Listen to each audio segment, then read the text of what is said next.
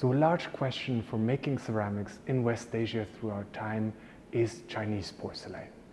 From the 9th century on, the Song Tang porcelain is mirrored in Islamic ceramics, where the imitation of porcelain becomes an endeavor for almost 1,000 years. So the moving of iconography, symbols taken up from China, that then are still present also in the textiles,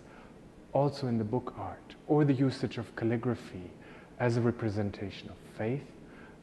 is present in the ceramics and is present in the book art. And it opens to a wider global history where we see a material like ceramics that migrates through Europe, through Maiolica, through the Faenza work, which we know very well, and where there's a large part of transition where people work together, learn from each other, and I think this is one way this collection can be addressed.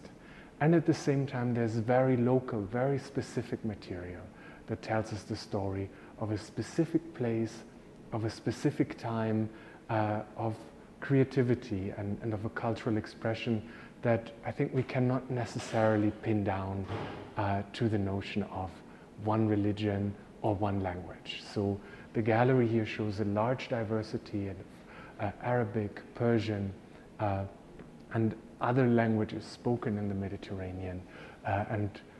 religions, of course, Islam, but also Christian, Jewish, Yazidi minorities. So that tells us a big story also of how people were inspired by each other and learned,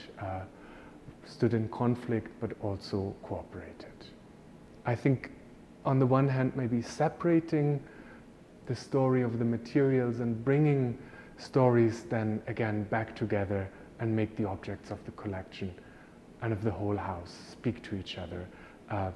might be one way to look at things, because in an original scenario, if we think about a mosque, if we think about a palace, if we think about an ordinary person's house, things are not divided. We walk on a carpet, we might sit on a carpet, we might look at beautiful ceramics in wall decoration, and we might eat from precious balls and look at the tableware.